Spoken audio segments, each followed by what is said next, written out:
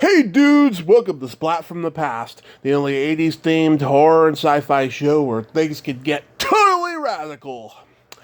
Now today, I will be welcoming a legend amongst legends in the world of horror and sci-fi, and I am talking about the legendary director Bill Rebane. Bill is one of Wisconsin's finest horror filmmakers. He made such classics as The Giant Spider Invasion, The Alpha Incident, The Capture of Bigfoot, Blood Harvest, and so many others. And I'm having him on the show today to talk about all of those and talk about why he got into filmmaking and any new projects he has coming out. Because I think, according to IMDb, and we all know how inaccurate IMDb can be, I think he has a new movie that he's working on, but I'm going to find out and make sure and see. And it's going to be great. It is going to be a spectacular honor to be talking to this underrated horror and sci-fi legend. So, here is my interview with Bill Rebane.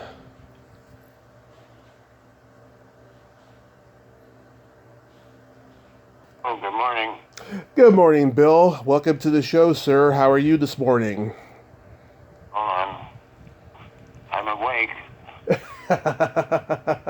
Yeah, I hear you. I hear you on that. This is such a great honor, sir. Thank you for taking the time today. How's everything in sunny California? The weather is a little overcast, but other than that, things couldn't be better.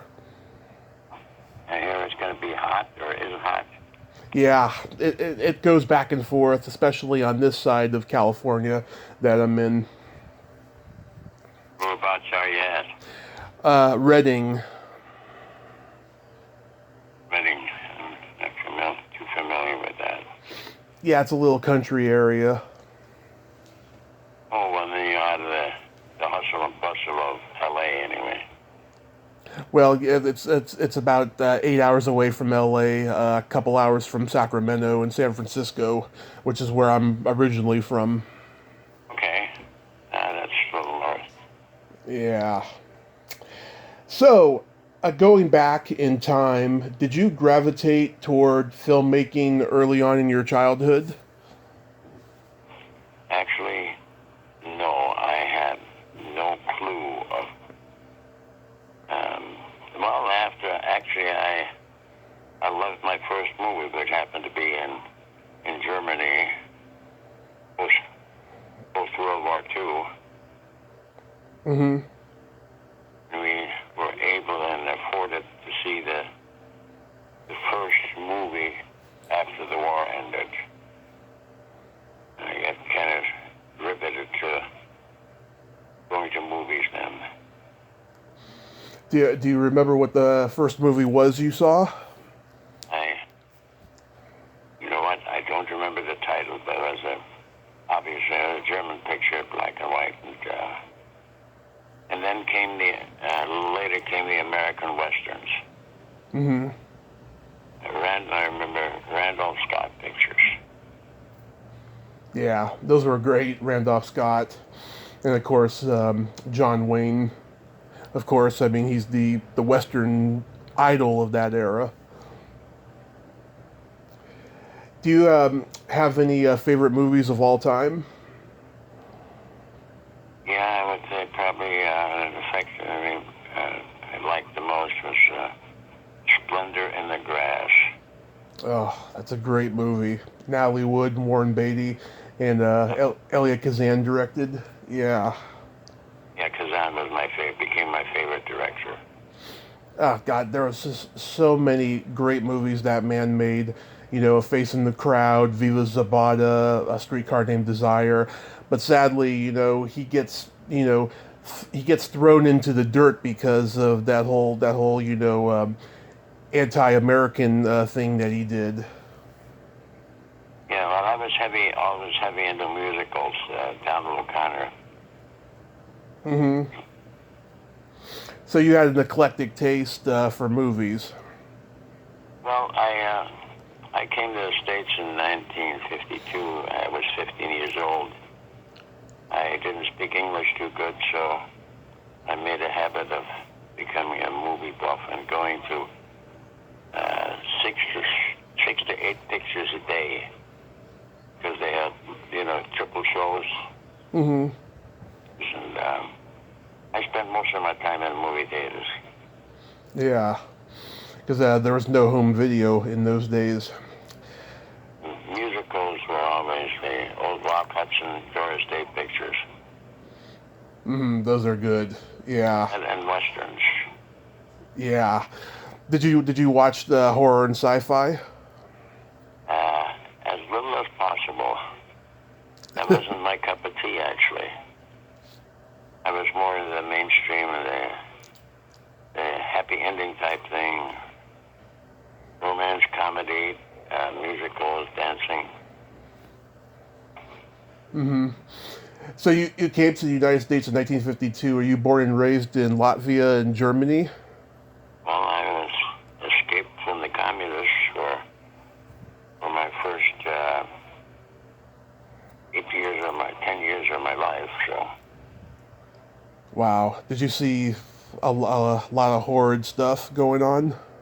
Yeah, well, that's maybe why I didn't gravitate to the horror genre films, because I had enough of horror and before the ending of World War II. So. Yeah. So after high school, what was your trajectory that you were on? Well, I wanted to go into the arts. I had an art college scholarship that I decided to take instead of using a scholarship. I used it for acting classes and drama at the Goodman Theater in Chicago, which is part of the Art Institute of Chicago. Mm-hmm. Was anybody in your class that went on to become successful? No, not that I recall. I can remember. So what made you get into filmmaking? Well, I worked at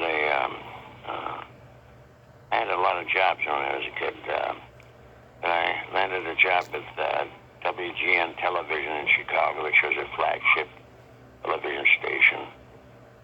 Started in the mailroom and worked my way up to co-director and assistant producer to assistant to the executive producer, etc. And got a liking for television, and then went back to Germany and had some friends in the industry, in the film business. And if you had a chance to look at my Wikipedia background, give you an idea. I got into the promotion of the motion picture widescreen process development. Mm-hmm. I see you made a 10-minute musical short called Twist Craze. Oh, that came later. That was after my introduction of the first circular motion picture process ever created in the world. Mm-hmm. And you were in the radio too. Yes, I started because of my German speaking. I ended up handling the Germania broadcast in Chicago, which was a German language station. Mm-hmm. And that was very successful. And from there on, went on to do my own show later on, one of the first FM radio shows. Oh, one of the first FM radio shows. Did you ever think that that FM was going to be around as long as it has? Frankly, no, in those days. But it was something new. It was very successful, and I had my own show, which I promoted and got my own sponsors for, called Music for Lovers. It was a midnight show.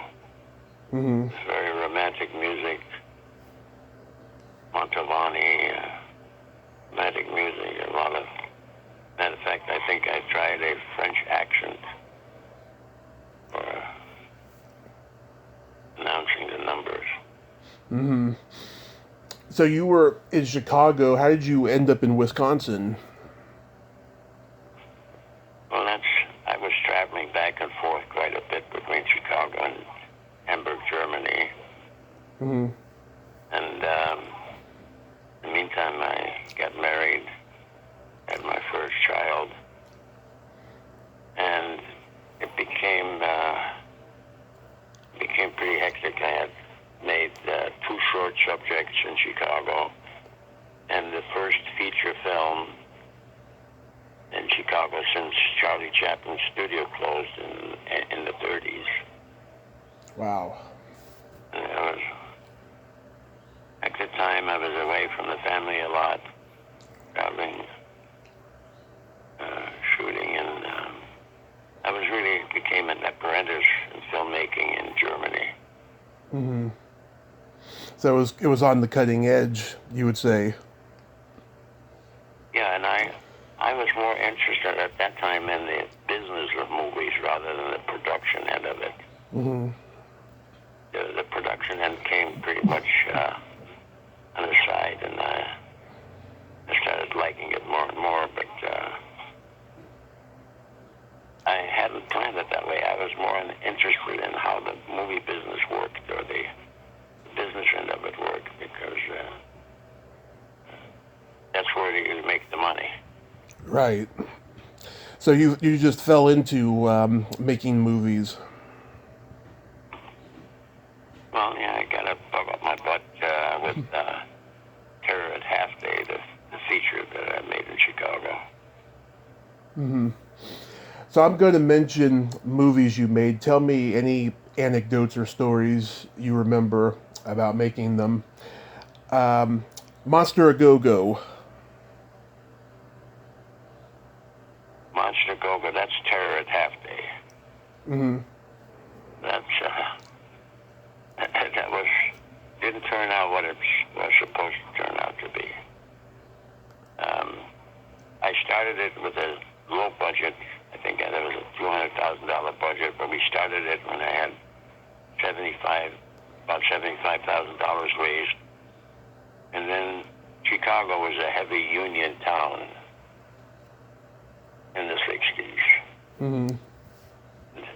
I was going to make a non-union picture, and the union stepped in, took all the production funds as security, gave me a union crew, and the first day of shooting ate up a good portion of the budget. Wow.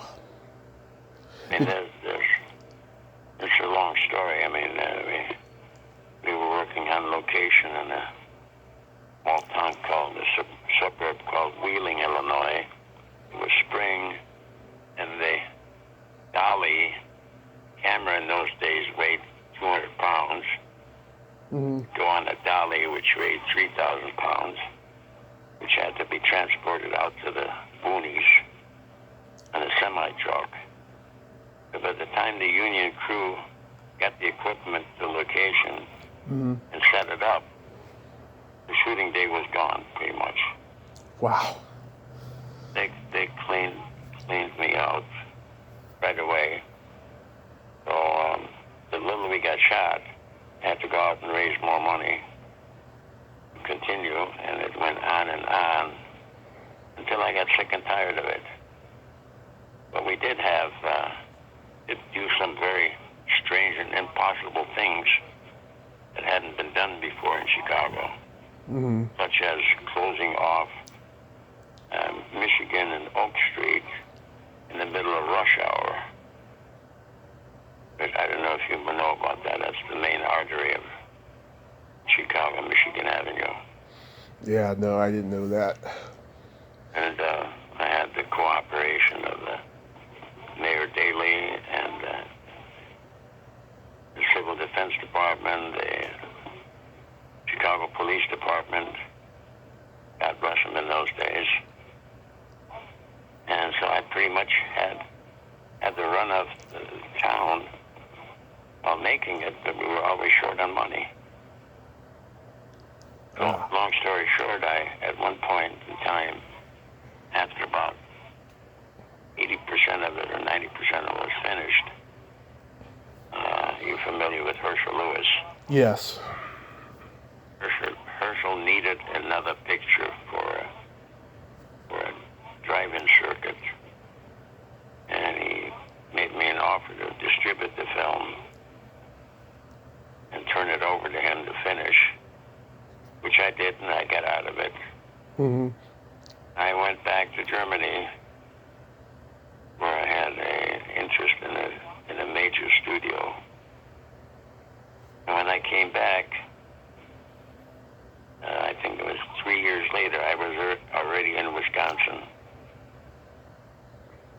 I found out that the new title of Terror at Half Day was Monster a Go-Go. Mm-hmm. Yeah, got a 60mm print of it from somebody, screened it, and I wanted to die. I can imagine. Abortion. Yeah. Oh, that's terrible. Invasion from Inner Earth. Well, that was the first feature that I got the itch to do in Wisconsin. Mm-hmm. Actually, it was very simple. I think got pretty hectic production-wise. I had a lot of jobs and spending a lot of time traveling. I just wanted to take some time off and went on a fishing trip in Wisconsin. Mm-hmm.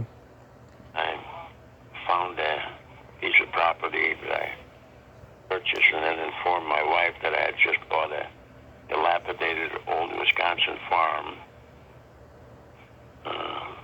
And the first thing she said, she says, well, I hope you have a lot of fun there. So that was a big transition from city life to a rural area, and I mean very dilapidated farm. Mm-hmm. Kind of reminded me of, remember the TV show Green Acres? Yes. It was. Yeah. Oh boy. My wife, she started liking it, and at the time I was doing a lot of industrial films, corporate image films, documentaries.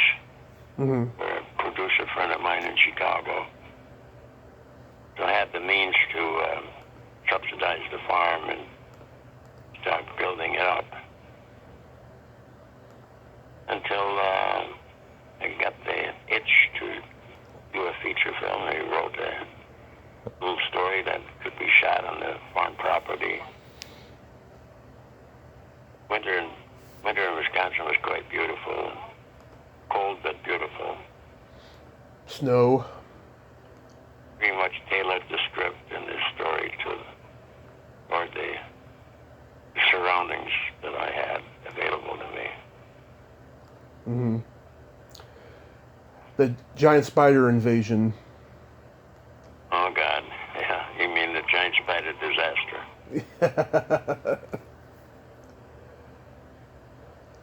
I like that movie. If anything could go wrong, it could go wrong. So. Yeah. I love that that space music in the beginning. Did you write that? No, I did not. I'm afraid that I have to give credit to the distributor, Brandon Chase, at Group 1 Films. Mm-hmm. What was Alan Hale Jr. like to work with? Oh, nothing short of phenomenal. Yeah, I interviewed his granddaughter. She's a stand-up comedian in L.A., and she's very nice and very prideful that she has him as a grandfather. Oh, got it. Yeah. Human being. Yeah. What was Barbara Hale like to work with? Also phenomenal. The whole cast was fantastic. It was a great cast, but just a bad production. No, it was the problem was that the distributor wouldn't provide a guarantee for distribution unless I provided him with a 25-foot spider. Well, there's no way on a $300,000 budget we could do special effects or create a 25-foot spider. That is strictly a brain fart by my friend, the guy that did the special effects, a homemade special effects man, a good friend of mine. He had the brain fart. He looked at a VW sitting out in the parking lot, and he says, you know something? He says, if we remade that, we could probably make that into a giant spider. Hydraulics were too expensive. Animation was too expensive, was out of the budget. So I really had a problem. On top of the construction of the spider, which was going on while we were already shooting, I didn't have a screenplay or a script. Bob Easton was the savior of it all. He was put in there by the distributor as a writer, right with Richard Hoff of Madison. And they were fighting like cats and dogs. Wow. The original writer, Richard Hoff, wanted to make this a serious science fiction picture. And Bob Easton said, it'll never fly unless you put some humor in it or do it tongue-in-cheek and camp it a little bit. And I agreed with him because we never had a cohesive script. The one example that I received was something called Alien Night, Silent Night. I nixed that right away because it didn't even fit the whole enchilada. So, long story short, Bob Easton and Richard Huff just kept on fighting, couldn't agree on anything. So we decided to wing it. I got 2 or 3 pages a day to follow, which wasn't applicable because there was no cohesive, it wasn't going anywhere, there was no ending of any kind, and we didn't know how the 25-foot spider would fit into the movie. The Alpha incident. There was absolutely a pleasure to shoot that. It was a big challenge. I always felt that it would be a artistic challenge and a big directorial challenge to maintain the suspense and keep an audience going for the cast of a handful of people in one location, one room, so to say, 90 minutes, and sustain it. It wasn't easy, but it was very pleasant to do. Yeah, another guest of mine, John Goff, was in it. Oh, he was fantastic. Yeah, he's a great guy. He's a character. I like him a lot. What about working with the legendary Ralph Meeker? Yeah, and poor Ralph at the time, and he was recovering from a stroke. Oh. He'd had a stroke just before the movie. I think a few months before that, he was recovering. He felt up to it, but he still had some disabilities. So the part of Charlie was kind of made for him. And I had to work around it. Well, that's sad, but he did a good job in the movie, I think. He did his best under the conditions and circumstances. Right. Great guy to work with, very helpful, and George Buck Flowers and John Goff helped him along a great deal. Oh, that's good. How about the capture of Bigfoot? Well, that was another special effects issue. Mm-hmm. Have you personally ever had a Bigfoot sighting?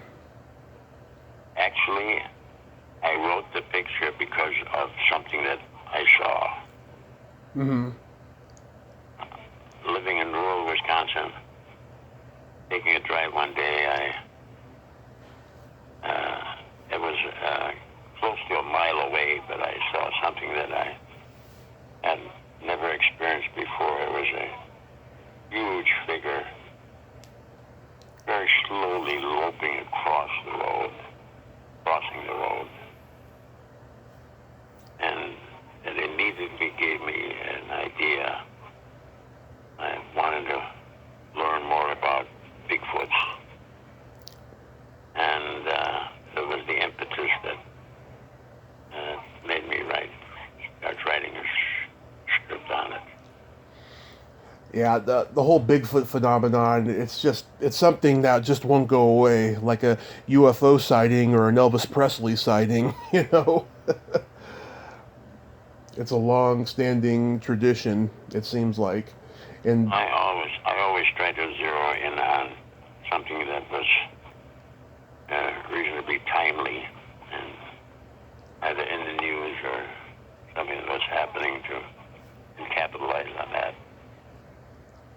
yeah, Troma ended up releasing the movie, right? Actually, no, they ended up with it. Oh, okay. You see, I had a mishap. I had a stroke in '88, Mm-hmm. and Bigfoot went over budget because I made the investor a partner in the production, and the investor wanted the last word. Mm-hmm. What would happen to the movie? Just arbitrarily ordered 50 prints and refused a distribution offer that was unheard of in those days from Dimension Pictures' Larry Woolner. I don't know if you remember that. Yeah, the Dimension Pictures, I remember. Now, Larry Woolner and his wife came to visit the studio Mm-hmm. and the production and looked at the rushes and the first cut and made an unbelievable offer. He was willing to pay a substantial amount up front and 50% of the gross. Well, in those days, there were no gross deals ever made in distribution, unless you were a big star or had a lot of clout. Mm-hmm. And my investor partner said, oh no, if he's offering 50% gross, there's probably somebody else who'll do better than that. So there's a comedy, actually. Yeah. How about Blood Harvest? Oh, if you don't mind, let me finish on Bigfoot one thing. Oh, I'm sorry. My partner, he decided to order 50 prints, 35 million prints, and put it on his credit card. And forgot about that with prints you also need advertising money and distribution money. Mm-hmm. He didn't have that. He just had money for 50 prints. So we had 50 prints. We opened in Detroit. And no advertising and everything. The grosses were dismal. So, again, after that, I had a stroke. Mm-hmm. And I was forced to sell the negative. I don't know what rights, I don't remember what contract I signed, but I sold the negative to Trauma. Mm-hmm. And as a matter of fact, not only of Bigfoot, but Rana, the legend of Shadow Lake. Yeah. So to this day, I do not know what rights they received. Okay. How about Blood Harvest? Oh, my least favorite piece of shit. Mm-hmm. But see, there we go again, back to the horrors, the graphic horror, which I didn't like. Yeah. And I had my producer, I don't know if you've had a chance to talk to Leszek Brzezinski. No. An Englishman. As a matter of fact, he was an actor in some of the Geico commercials. Mm-hmm. French company. Yeah. And he stood behind me. He says, "We gotta have more blood and guts. More blood and guts." And I said, "What for?" I didn't mind the nudity. That's very European, and no problems with that. But the graphic horror, I did mind. And I was the cinematographer on it and camera operator, so I shot it. So at some scenes, I just turned the camera on, or set action, turned the camera on, turned my back. Mm-hmm. How did you go about casting Tiny Tim? Well, Tiny participated in a outdoor concert for which I engaged him through my agent in Kansas City. Mm-hmm. And we got to be friends. And when this Blood Harvest picture came along, it wasn't Blood Harvest to start with. We rewrote the script, and I had a brain fart.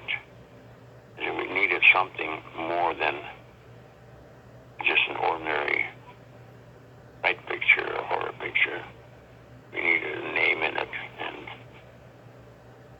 and the character we created very much would be filled by Tiny Tim. Mm-hmm.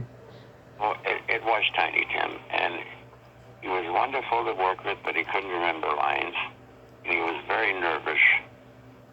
I believe, if I'm correct, that it was his first feature film in which he starred. Right. And only one. Right. So,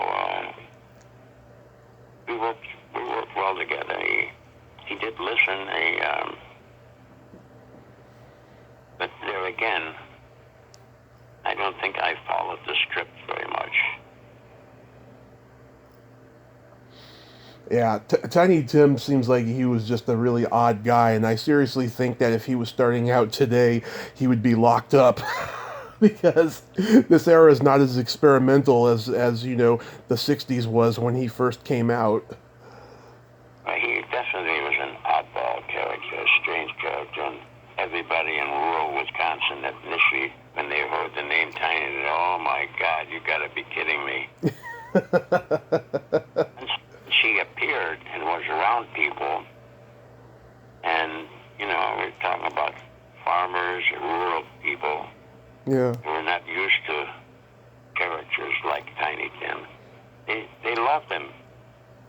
He was just a great human being, very cooperative, and God, what a entrepreneur when it came to an expert on songs or music. Mm-hmm. I bet you he had in his memory every song for 40 years in America. Wow. He could name every song, remember every lyric, everything, but he couldn't remember lines. Wow. I guess acting wasn't his thing then. Yeah, but he loved it. I tell you, he was a big ham. He loved the camera. Oh. How did you manage to film that movie in one day and one night? I know. Where did you hear that? That's said on IMDb. It's not true. No, it's not true. There's no way that anything like that could happen. I mean, I think it was a short shooting sketch. It was like a couple of weeks. Mm-hmm. Yeah, because Roger Corman shot Little Shop of Horrors in 2 days. He was able to do that. But, yeah, one day and one night, that's not possible, I don't think. And in order to have total control and do shoot it in a short period of time, I had to buy another farm and 120 acres to use as a location so I could have total control over every aspect of production. Mm-hmm. I just bought the farm and used the farmhouse, as the primary location, and the barn that was on the property, of course, as the other location. But because of that, we were able to move very rapidly. It may have been maybe a week and a half or so. A week and a half, okay. Certainly not more than somewhere around 8 days, 7, 8 days maybe. Yeah. Did you just make a documentary called Silver Street? I did, but I put it on the shelf. Uh-huh. So you don't know if that's going to be released or put on a platform or anything? I don't think so, because I'm in rural Wisconsin. Hurley, Wisconsin is very famous. It was one of the wildest town on earth at one time. By the way, we still have an entire block section of strip joints or pole dancing saloons. It's a wild town. It was, of course, very famous because of the Al Capone era and Dillinger and Prohibition. Mm-hmm. So it has, and there's a great story, historical story of Lana Morgan, the infamous prostitute who was murdered at age, I think, 26 with an axe to her head. Murder was never solved. Ugh, that's sad. What made you want to make a documentary about her? Well, because it was history. As a matter of fact, I wrote a whole screenplay for it called Murder on Silver Street. Mm-hmm. Wanted to make that an epic. Of course, I'm getting too old to start something like that. But it still deserves a lot of attention. It could make a picture of epic proportions and really deserves Hollywood treatment. Mm-hmm. Did you reach out to anybody who knew her family, to get information? Yeah, well, I was the executive director of the Iron County Historical Society for a while. I dug deep into the history of the mystery itself, which has never been solved and will never be solved with whodunit, but there are a few bits of information that help create the story. It may shed some light on it. What I admire most about you is that you've always made your movies in Wisconsin or the Midwest, and you never had to deal with the Hollywood system. Well, I was kind of an independent soul and wanted to stay in control of stuff. And I was pretty much a one-man crew most of the time because of industrial films I did. And even when we had a big crew, I don't think I ever worked with more than 5 or 6 people. Did you learn early on that you had to be independent and not bow down to the studio system? Well, the name of the game was how to do things as inexpensive as possible and do them as good as possible to get them into the theaters. It was strictly a business decision. Mm-hmm. It's a great philosophy to have. Well, Bill, I Yeah. thank you so much for coming on today, and I hope that eventually that documentary about Lotta Morgan gets released somehow, and that you stay safe because we need you. And happy Labor Day. Yes, thank you. I appreciate that. My pleasure, sir. Have a great day over there. And thanks for having me, my friend. Okay. Bye bye. All right, take care. Bye-bye. Well, there you have it. Bill Rebane. Ain't he a cool dude? Nice man, full of wisdom. Great stories there. If you like this video, everyone, please subscribe to my YouTube channel. Add me as a friend on Facebook. Join my Tommy Kovac comedian page on Facebook. Follow me on Twitter and Instagram and all that fun stuff. Well, that's all the time we have this week on Splat from the Past. Until next time, this is Tommy Throwback Kovac saying there's no shame in living in the past because the present sucks. Later, dudes.